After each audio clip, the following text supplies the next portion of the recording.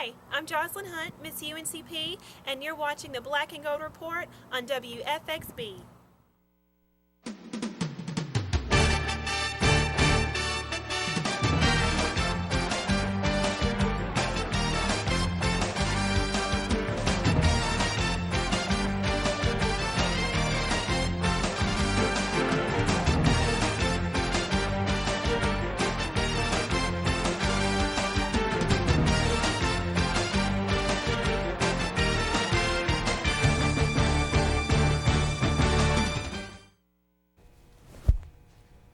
Good afternoon, ladies and gentlemen, and welcome to this week's edition of the Black and Gold Report, a show all about UNC Pembroke athletics. I'm Jenna Davison, and on today's show, we're going to be catching up with head softball coach Lucinda Melanson. And on the second half of the show, we're going to be talking track and field with head coach Adonis Stanley. But first, we're joined by Coach Melanson. Coach, welcome to the show. Thank you for having me.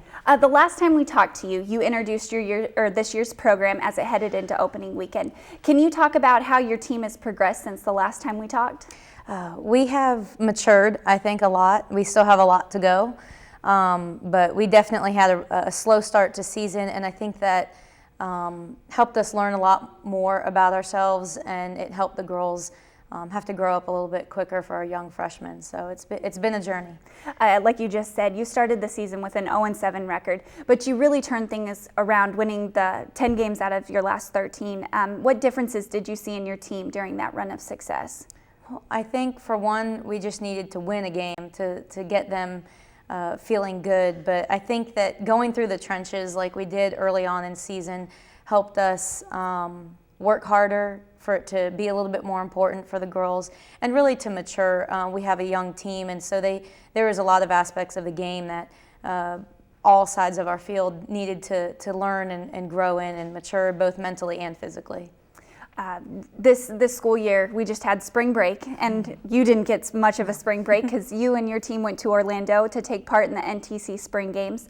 What sort of things do you learn about your team on long road trips like that? And more importantly, how do long trips contribute to the team chemistry that you have? You learn probably more than you really want to learn when you're on a long road trip like that. But it's fun. I think the girls enjoy it. You have positive moments and negative moments whenever you have 15 young ladies stuck together for 5 or more days, far away from home. You're bound to have some really great moments and some not so great moments. And I think it's good that the girls got to see each other, learn about each other a little bit more. We room them in special ways that we think will help some of our younger girls. And so we saw some good things come together there. They had a day off, so they got to enjoy some free time. And then we also went through some tough stuff too, where I think helped us hopefully grow a little bit closer together as a team. You snapped a 6-game losing streak. You had fallen to nationally ranked Valdosta State and then opened up Peach Belt Conference play with Augusta State. But then you also defeated nationally ranked Lenore-Rhine in the second game of Sunday's doubleheader. What did you say to your team after that first game that you suffered a loss to, and what changes did you see in game 2? Honestly, I had been feeling like we were just pressing like anything. When you're not succeeding, you push harder to get it done, and you push harder to get it done. And they were frustrated, and they wanted to win and just weren't able to find it. And I really just asked them to make some subtle adjustments, and the biggest key word was fun. I wanted them to have fun again. I didn't feel like they were enjoying themselves, and in the grand scheme of things, it is just a game, and they have a wonderful opportunity that not everybody gets. And so I just want them to enjoy the opportunities, enjoy the moments, enjoy the great weather, and the fact that they're getting the chance to play great softball. And I think they took a hold of that. In fact, some girls said they felt a huge weight lifted off their shoulders, and so I was glad to see that. And I think they played more relaxed and just enjoyed themselves. Well, I can definitely say I was watching the live stats at home, and I was so excited to watch that game. It was fun. But you recently started Peach Belt Conference action, especially in this portion of your schedule. What do you expect to see from the rest of the conference, and how much emphasis have you put on Peach Belt Conference action compared to your regular season action? We haven't talked too much about it. We are starting to talk more about it, since that is the majority of the remainder of our season right now. Really, just as a staff, we've just been trying to put them up against the best competition to prepare ourselves.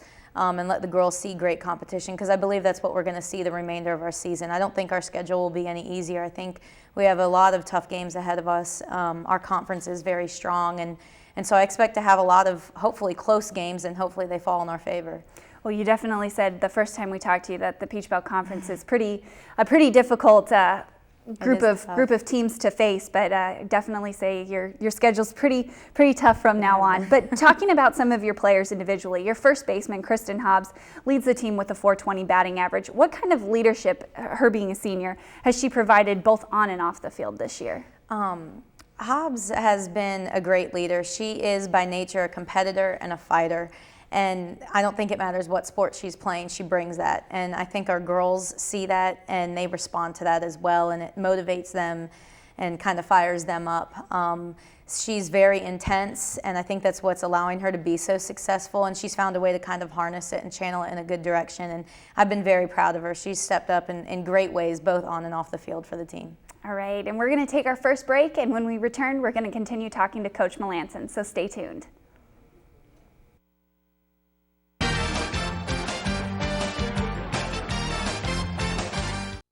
I thought it was my lungs. I was having shortness of breath. I had a great team of doctors.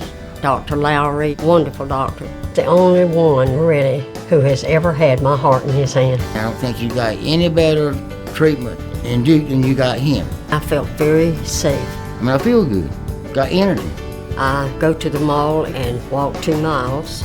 I come out victorious. I love Southeastern, and of course, if it has something to do with their heart, this is where you get it.